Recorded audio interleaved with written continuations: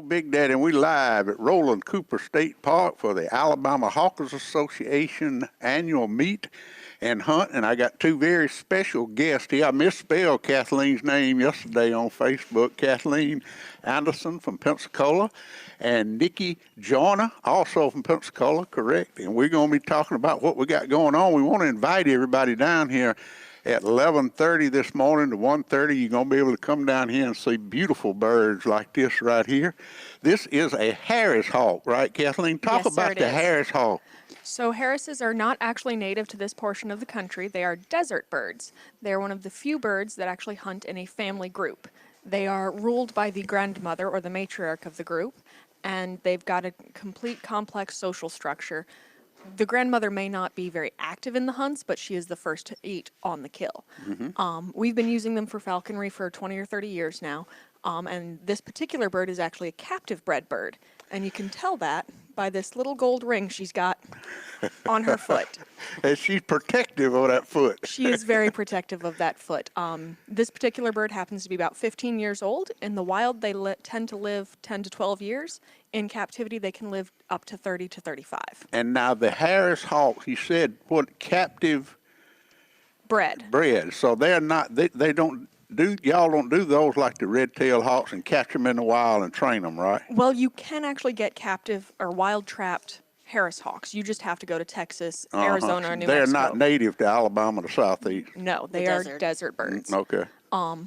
A lot of falconers prefer to use the captive bred hawks because you can get a more consistent bloodline and consistent results with them. And when you raise your young hawks together, then you raise them in the family structure, and they can hunt together in groups later on, which is an absolutely fascinating thing to see. Well, I remember when they were here in 2018, I believe, they did have a pair that were hunting together. So we should have a pair of male Harrises later today that'll hunt together. Wow, that is so cool. That is so cool. Well, how long have you been involved in this? This is actually my 4th season in falconry, but I have just gotten this bird, so she's only a week old to me, even though she's 15 years old. But I've been doing this for 4 years. I apprenticed in Texas, and then we moved to Pensacola, where I've been doing it the last 2 years. Now, in Florida, do they have an organized hawking association like they do in Alabama, or you just... They do, but it's more South Florida, and since I'm in Pensacola, which is lower Alabama, it's a lot shorter of a drive for me to just come up to Alabama. Now, you know one thing that I tell everybody says they want to get a hawk. This is not for the week. You got to make a commitment to do this. Talk about the process of becoming a falconer, Kathleen. So I can only speak to the Florida and the Texas laws, so please research your local laws as applicable. But it takes a 2-year apprenticeship underneath a sponsor. You have to first meet your sponsor and convince them to actually sponsor you, which can be a long process. Very long process and a fiasco in and of itself. And under that 2-year apprenticeship, anything your sponsor says goes. If they don't like the way that you built your facilities, by the way, you have to build facilities, specialty for the hawk. They cannot just stay in a china cabinet or in your bedroom. No bird cages. No and that is pretty strict. Y'all have to go by pretty strict guidelines. They are federally regulated. And inspections. Yes. There's federal regulations and there's state regulations. And in Florida, the game warden is allowed on my property to inspect my mews and facilities at any normal business hour, with or without prior calling.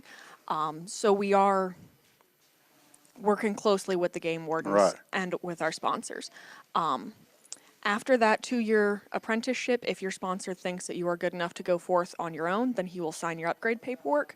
If he thinks that you need an extra year, or they think you need an extra year, then they will keep you on for an additional apprenticeship year. And that's for the proper care and housing of the bird. After you build your mews and you go through getting a sponsor, you have to take a federal test, which is 200 questions covering species, medication, housing, behavior, and species identification. And disease. And disease. There we go. She took the test more recently than I have. So I'm in my beginning stages of this process. You take the test. You have to get your hunting license if you don't already have it. You have to secure hunting land, and then you can worry about going out and trapping a bird. As an apprentice, you must have a wild trapped bird. So you can't have one of the cool captive bred ones. trapping can be difficult. In Texas, I never spent more than 2 weeks trapping. This season in Florida, I spent the entire trapping season trapping, and I did not get one, simply due to location and luck. But I have this girl now, and I'm very excited. What is her about name? Her. Strawberry. Strawberry. Yep. She Boy, what doesn't a know it beautiful- yet, but Have you hunted her this weekend? I have not. Since I've only had her for a week, and she was with her last owner for 12 years, she doesn't know me very well Yeah, yet. y'all got a bonding type Yes. relationship first. Most of your birds are food motivated, but she has not been hungry enough to take food from me yet, so we don't have that kind of relationship yet. But you working on it. We are getting there, and we're going to spend the entire summer getting there. Also, her weight is too high to be hunting right now, so... Now, that is something I hear Michael and John talk about all the time, the weight. Explain that to the listeners. Okay, so we run our birds as athletes. We manage their weight properly as athletes. So if they are hungry, they will hunt. If they are not hungry, they will not hunt. They will sit up in a tree and do nothing. Think if you just come home from grandma's Thanksgiving dinner, you're not about to hit McDonald's, at least if your grandmother's like mine. No judgment on anybody's grandmother, I promise. Therefore, if you're hungry, and if she's hungry, she's going to be looking around. She's going to be hunting. And we manage their weights properly to make sure that they are not starving, but that they are hungry. Think of it, if you skipped lunch, you're going to be hungry for dinner, but it's not going to hurt you to skip lunch. That's what we do with our birds. Each bird responds a little bit differently, and depending on what they last ate, for instance, quail versus cottontail rabbits will affect them differently, versus day-old chicks versus rats. And if they've been climbing in weight or been going down, we actually keep very distinct logs to keep track of how their weight changes, what they ate, when they ate, and that way we can keep an eye on it and make sure that they're going to behave how we think they're going to behave. Wow, it's just a fascinating process. Now, Nikki, you are just getting started. Pull that microphone just a little closer to you. Sorry. There you go. You are just, and I can edit all this out, so don't worry about that. But we are live on Facebook. I forgot about that. I did forget about that too. But anyhow, talk about what made you make this commitment? Because it is a commitment to be a falconer. Talk about your experience in becoming a falconer. Now, where are you in your falconing goal? So my experience is a little bit different than most people's in the United States. It's because I actually got into falconry while living and stationed over in England. Okay. So you're an Army girl. Air Force. Air Force girl. Yep, Okay. Yep. And my daughter is actually the one that roped me into it. She volunteered for the company that ran the abatement program on the base to keep all the crows, jackdaws, rabbits, hares off the runway. Okay. So Cool. she volunteered going that way, and I needed to be present. So then I ended up getting a job. Okay. So that's how I started getting into falconry, and I just fell in love with it. But as a little girl, I was like, wouldn't it be really cool to have a hawk on your shoulder and, that kind of thing. The book, My Side of the Mountain, Yeah. favorite book ever. But we moved back about 7 months ago, and my daughter was, we're going to do this. We're going to do this. And she's actually already passed her falconry test. I have not. Okay. I missed it by 2 points this last time. Oh, well, you'll get it. You'll So get close. it. Yep. So she's a little bit further along. She is actually trying to find a sponsor right now. But again, because of our location of Pensacola, kind of. Well, away you from ought to be other- able to find one here today, I guarantee you. I know you have to have a Florida. But we have to have a Florida. Okay, so you can't use any of the Alabama folks. Yeah, Correct. we can find people in Alabama. We can find people in Georgia. We're just having a hard time Yeah. with Florida right now. Well, you But know what? You can just move up here. I think my daughter's about to do that. Not Just gonna lie. rent her an apartment in Alabama and call it a day. Yeah, it just right here.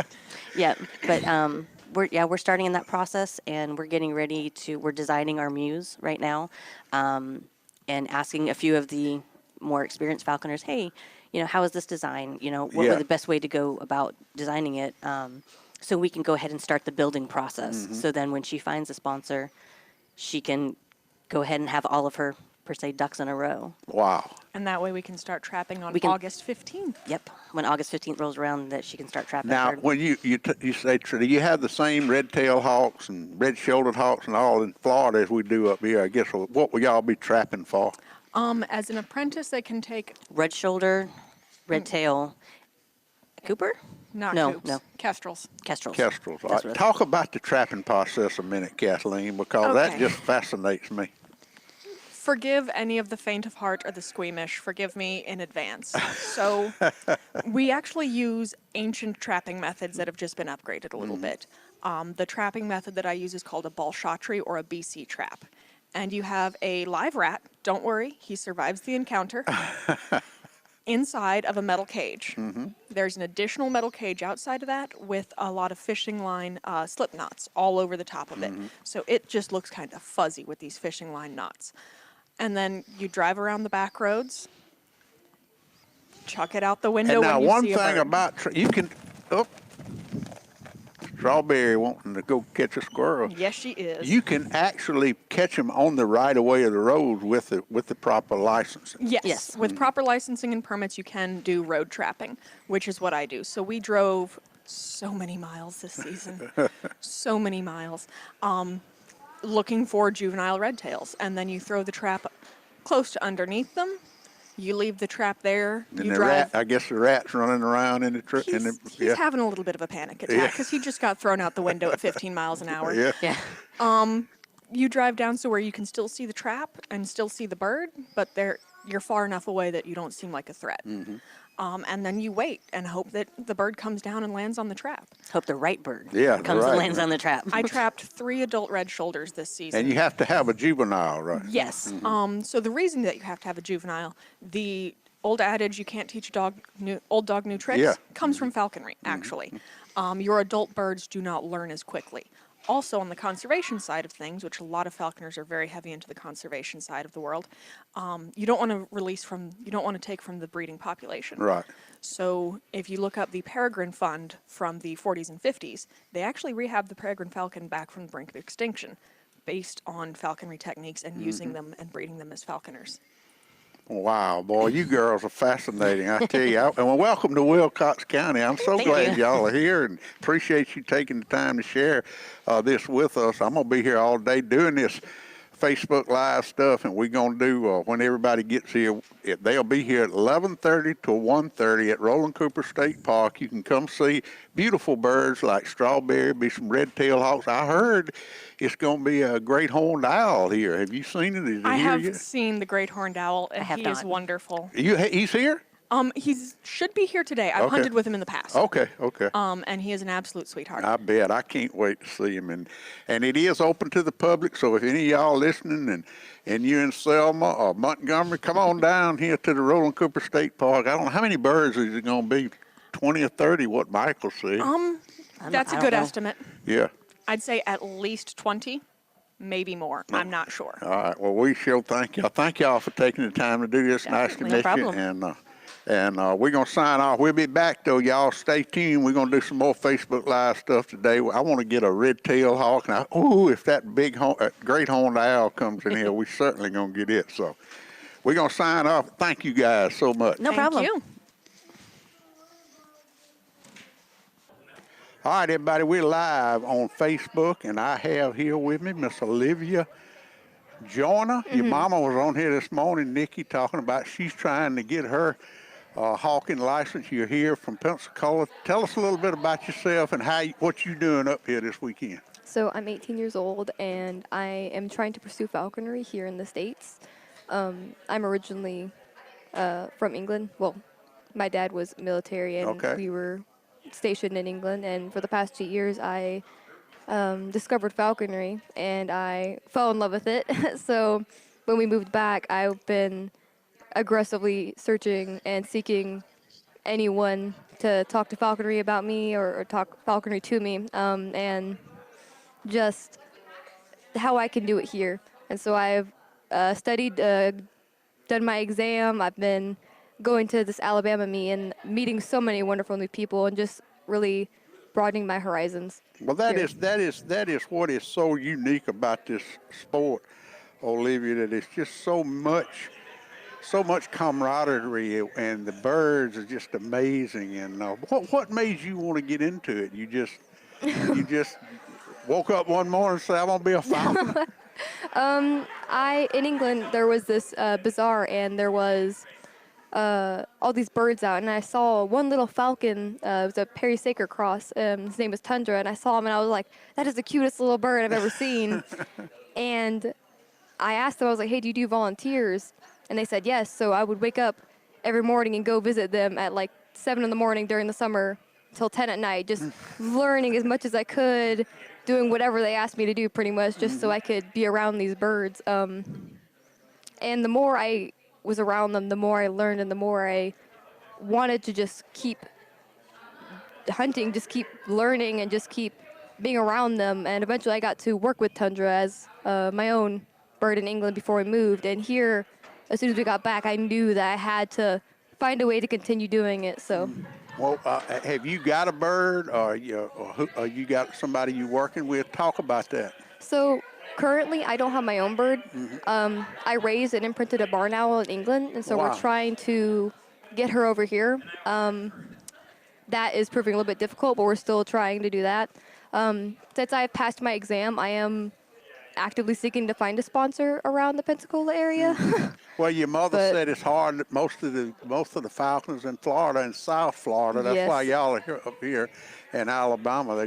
We need to fix it where y'all can what's the word? Where y'all can work in Alabama and Florida. Right? Yes, that would be amazing. Reciprocal or whatever it is. Yeah. That would just be amazing. But now, one question we had when me and your mom did the Facebook Live, somebody wanted to know about a sponsorship. Explain that to the people listening about how a sponsorship works. You say you're trying to find you a sponsor. So with the sponsorship, to do falconry, you have to be able to learn about it and be committed to it, because it is a an commitment. everyday commitment. It's not just you getting up and feeding them. It's constant health. It's maintaining the bird's health. It's keeping them happy and keeping them active. With the sponsorship, you will start out as an apprentice, and you have to find someone at least from Florida's regulations. I don't know about all regulations, but with Florida, you have to have someone above 2 years, so a general license or a master license, to be able to sponsor you. And they'll sponsor you for 2 years or until they feel that you're ready to move on to a general license. And they're going to teach you from husbandry to medical to diseases about the bird, just to recognizing the behavior of the bird as well, and then just hunting areas as well. You're really learning through someone, through a mentorship, just bonding with someone over a bird through 2 years of dedicated passion, I guess. And you mentioned the commitment, Olivia. It's just, some people say it's like having a child, the way Yes, you have to almost. keep these birds. It is. It's so much. It's the more you enjoy it, it gets so much better. It doesn't feel like a commitment anymore. It just feels like part of your life. Part of your life, yeah. John Brunson lost his bird, red-tailed hawk razor, last week, and I mean, he is just, Heartbroken. it's just like losing a child. It really I would be is. devastated if I Yeah. lost my barn owl. I would just. It's when you put so much time and effort into something right. like that, and you go out every day and you feed it, even though they don't really feel much affection towards you back, you end up loving and caring about this animal so much that if something does happen to them, it's just unthinkable. Just That's why you do it. stunning. Well, what is the next phase for you now? What you're looking for a sponsor, and once you find that sponsor, what'll happen then? So I'm in the process of building a mew for my bird, and I'm also looking for a sponsor as well, just trying to really show my experience and show to someone that I am worth apprenticing or sponsoring. That way I can continue to get my license. That's where I'm at right now, just building and finding a sponsor, really. Well, you know what I told your mama this morning? You need to move to Alabama. I would, because so many people have said, oh, if you lived in Alabama, then we'd sponsor you. I'm like, I might. Just move on up here, girl. Well, thank you so much for taking time. Y'all are just amazing. Welcome to Wilcox County in Camden, you. Alabama. And on behalf of everybody in Camden and Laura A.G., who is our Wilcox Area Chamber of Commerce Director, she wanted to be here. I think she's coming tonight. I want you to meet her. Okay. And thank y'all for being here, and thank you for everything y'all do with these magnificent birds, and good luck with your sponsorship. Thank I can't you wait. so When you much. get that barn owl back, I want to see her. I will bring her and I will let you meet her. Miss Olivia Joyner from Pensacola, Florida, up here at Roland Cooper State Park. And boy, we've had a good crowd here today, Yes. too. A lot of birds, having a great time. Thank you, Olivia. Thank you.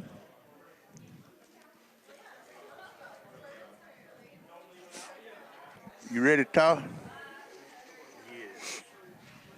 That looks like one of them zappers there that you stick folks with. Taser. Yeah. Hey, y'all, we back. We're waiting on Todd Prater to get his tape recorder ready, and we're going to do a little interview here with John Brunson and Michael Moore. These two guys are the reason we all down here today. Michael, it started what? I remember when you came to WJDB radio station when you first got into falconry, brought your bird to the studio. What a ride it's been, man. Now, we're going to talk to Michael before we get to John, because you brought him aboard. Talk about how it started. Well, I guess I'd always knew about falconry, and growing up in Wilcox County, Clark County area, wasn't much to do besides hunt. And I always enjoyed squirrel hunting, and started. I always had an interest in falconry, and if it probably wasn't for the internet, I probably would have never got into it. But doing the research and finding the Alabama Hawking Association, that actually just made a Facebook group, and started talking to the right people and getting into it and figuring out how to pass the test and all the hoops you have to jump through to get into the sport, and really just kind of doing what needed to be done. What made you want to get into it? I mean, you had to have a reason. Did you just wake up one morning and say, hey, I'm going to be a falconer? Well, like I said, I'd always knew about it from history and history books.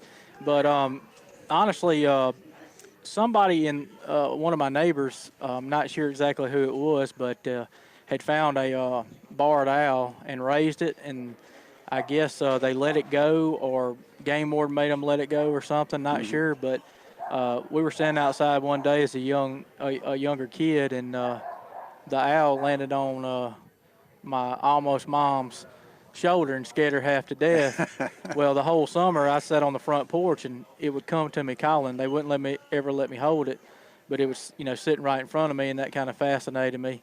And doing the research, and as much as I enjoyed squirrel hunting with a gun, you always try to progress and make it more challenging.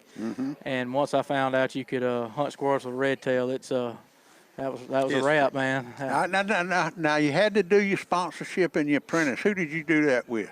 Well, I started off with a gentleman from kind of northeast Alabama, but with the distance and everything, I kind of swapped sponsors and had some help from several different people.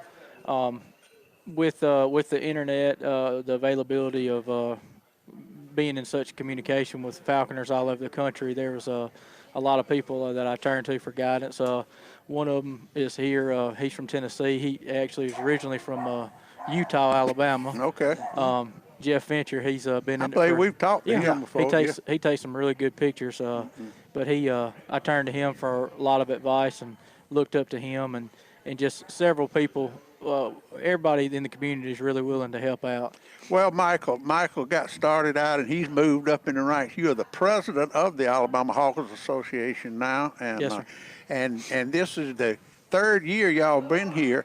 The first year was in 16, I believe, or 17. I think 15, 18. 16, and then 16, 17 season. Yeah, and you actually had the girl that was on 60 Minutes the other night with the eagle, that hunted the eagle. She was here one year, and I remember, what was his name from Texas that wrote the book about squirrel hawking? Gary Brewer. Gary Brewer was here, and I remember Gary Brewer telling me that the Wilcox County Hawks were he's been all over, the Wilcox County Squirrels, and he's been all over the nation hunting.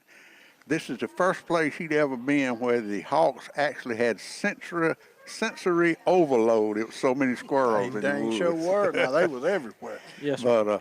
But so you built your way up, and I thank y'all for coming back here too. And I know y'all go somewhere every year, but it's always great to have y'all back here in in the hometown, because you're originally from, you're a hometown boy. Yes, sir. Well, I mean, I've hunted all over the country with the birds, and actually this past year we went out to Kansas trapping. We stopped through Great Bend, was where the North America Falconer Association had the national meet, and people to this day still talk about how good the Camden meets always are. They really enjoy the area. The community comes out like they've done today, and they show a lot of support and interest in the birds. Everybody really appreciates a lot. You know what Tommy Lawler said this morning? What's that? Y'all had a pair of Harris Hawks out there in the Grampian Hills hunting. Todd, you what? Tommy Lawler said them Texas birds can't catch them Grampian Hill squirrels out there. They had to go. I told them, I said, they got to be fast to keep up. All right, now I want to talk about this man right here now. This man right here went with y'all the first time. What year was the first? The first year they had it, when they had the NAFA meet, everything. And he came. Now, did he fall in love with it or what?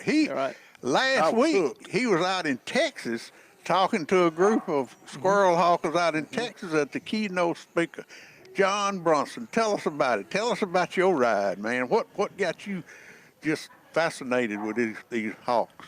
Well, I had always wanted to. Big Daddy, ever since a child, Mother had wanted me to go places and study and become one, but Daddy, he wasn't going to have it. You know, you going to stay here on the farm.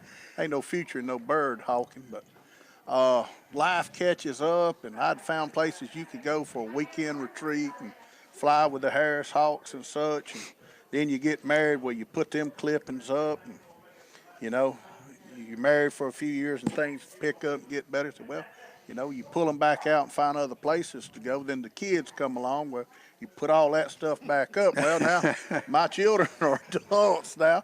So, I mean, it all worked out, and I'd been by Michael's, and, you know, I had the sawmill like you and Bill Tommy had, and he was building this big house out there behind. And I, you know, told Judy, I said, what is he doing with such a big dog house? She said, oh, no, that's not a dog house. That's where he's going to keep his hawk.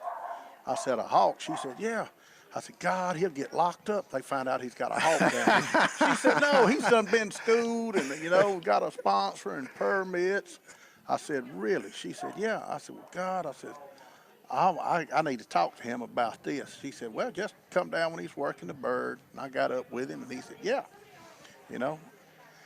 So I go down there, and he's out in the backyard. You know, he's flying the bird, and I stop way away from him because you don't know, about walking up to the bird, spooking the bird, or the bird getting on you.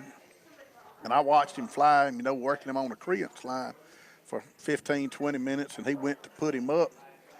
You know, we were standing inside the mews with him, which is his house. And he said, you want to hold him?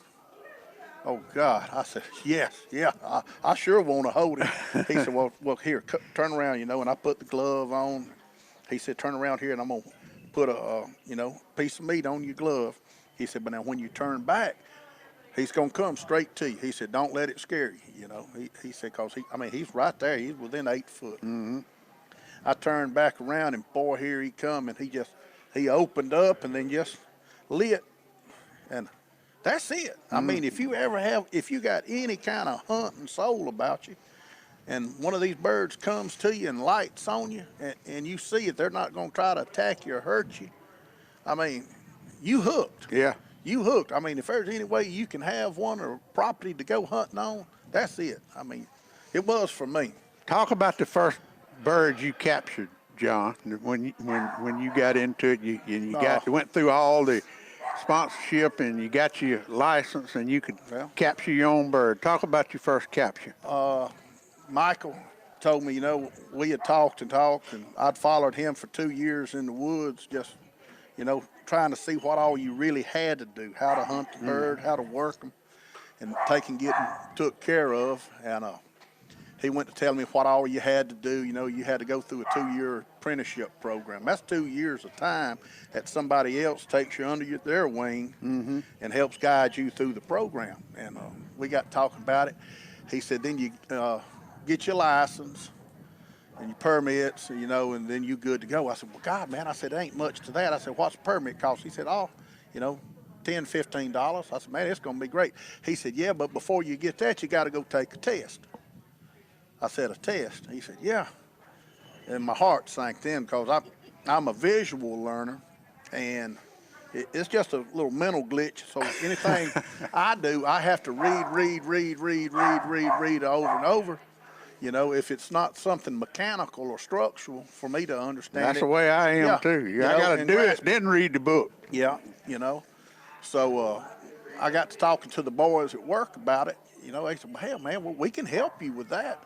So they'd make up tests for me, you know, from the books and all that I had, you know, and they'd call out questions and such for work. And we finally rolled around after a year of me studying and carrying on with it. Michael said, hey, you need to hurry up and take your test so we can get you a bird. You know, he said, you can take it, you know, several times. I said, okay. So we got a time set up, you know, and we go to Spanish Fort down at Fish and Game and took the test. And Mark's here today too. yeah, You know? Mark Yeah. Wetzel's here. And so thanks the Lord I passed the test, and, you know, we started getting the mews and everything built. They come out and inspected all of that because it's, you know, it's a federally protected bird. And I'd gotten some little time off of work, and we started riding. We put in, 2,000 miles I think there it for was, a week or so. Yeah, I think it was actually more than that, but Might have been on some rough roads up in Perry County, Marengo County, and Dallas County, you know, trying to find a bird. And we was up on Highway 80 just above Marion Junction, and mile marker 76, and that's where we found Razor. And after several attempts of trying to get him on the trap, maybe 5 or 6 times he come to the trap. yeah, the 18 wheels Yeah. were blowing him off of the trap. Yeah, I It was mean, that close. Hey, he just couldn't get on it. And Michael said, he said, we're gonna fix this. So we pull out in the middle of the 4-lane, and Michael blocks that right hand lane, so all the traffic has to get over, you know, to give him room to get to the trap, man. And he finally come down on it and got hooked up and was dragging it down the side of the road. And Michael went down there and then blocked both sides of the highway then to give us time to, you know, get a hold to him. We got him and thought we had him pretty well wrapped up to get him in the car and take him home, which we didn't. He tried to get loose inside the car with me holding him. We got him home. And Well, I tell you what, I asked you before we started this. I want to tell you that bird was probably the most notorious hunter that I have ever heard, and I am an honorary member of the lifetime That's right. member of the Alabama Hawk Association. I've never hunted a bird. I've been around them, but Razor has probably been the most notorious hunter. Wouldn't you say, Michael? Right. As far as hunting hawks. There's no question he was a hell of a bird. Yeah, and we lost him last week, and I'm so sorry about that. I really am. But anyway, man, y'all got a good crowd here this weekend. What's the itinerary for the rig? Y'all gonna hunt this I'm afternoon? gonna hunt this evening. Yes, sir. And I understand y'all are going to hunt with the mayor and some of the boys. Are y'all going with Cresswell and hunt with them? And We'll have a group going with them, and we'll meet back up here and do our little Banquet tonight. raffle banquet. Yes, sir. And then we'll hunt tomorrow morning, and most folks be headed back home. well, I'm gonna try to hook up with the guy. What's the guy's name that's got the great horned owl over there? Well, Mark's got Mark's one, got but it one. may be Joe's got one. Joe's got one too. Yeah, I I think think. Joe's gonna come over here and talk to me with the great horn owl. But thank y'all for letting me Yeah. be here, man. Thank Yeah. y'all for sitting down with me. I know you got a lot to do. Folks still got time to come out though if they want to come out and go. Okay. Still If time. anybody what time are y'all gonna leave here going hunting? Probably 2 o'clock. Probably. So if you want to go, come on out here. Michael Moore, John Brunson. I think maybe John might take that president's job away from him. He may do it. John don't play that well with others. All I want to do is hunt. I just want to hunt, Big Daddy. Well, you doing a great job. And- Thank and y'all. take folks. Thank y'all so much for doing what you do and bringing it back to Wilcox County. Thank you so much. I Big think Daddy. Laura's going to be here tonight too. If I can just say one thing, if Yeah. anybody's out there, I don't care if you just turkey hunt, deer hunt, bird hunt, duck hunt, whatever, fishing, take some young'uns out. That's right. And you we have got to get these young'uns and young teenagers involved in it. We ain't gonna have any kind of sporting. And here in a you few are years. the best. How many young people you and God, Ray there will ain't no take hunting? telling. Really, It's been hundreds of folks that we've carried out on their first trips, but young'uns love them because they don't have to be still or quiet in the woods. They can run and have a good time. So that's right. y'all John get a chance, take them out. John Brunson, Michael Moore, thank y'all so Thank you, much. Big Daddy. Appreciate it. Everybody, this is what I've been waiting on all day. Bonnie, look at Bonnie looking at me. What a beautiful, beautiful bird. This is a great horned owl, and I've got Joseph Brown from Ashford, Alabama. Tell us a little bit about Bonnie, and thank you for sitting down with me, Joseph. Okay, I picked her up when she was probably about 4 months old. 4 Yeah. months old. Did you catch her? Or how I did caught you? her. Yeah. She was in a chicken coop. Okay. Chicken coop had a little hole in the roof of it, and I think she figured out a way in, but couldn't figure out a way out. Now, were you already into falconry when you got her? Yes, sir. Okay. Talk about your experience as being a falconer. I'm at my last month of being a general class falconer. Sometime next month, I should receive my master class. Okay. Tell us about Bonnie, the great horned owl. Do you hunt her? Is she a hunting bird? I have flown her a few times, just not today. Yeah. Are you not gonna hunt her this weekend? No, I'm just up here for today. Okay, but she was the hit of the show today, I guarantee you. And can you give us a little bit about a great horned owl? They're not as common as a barred owl, are they? Yes, They I are? see more great horns than I do barred owls. Okay. Really? Where I'm at, I do. Now, where exactly? What county is Ashford in?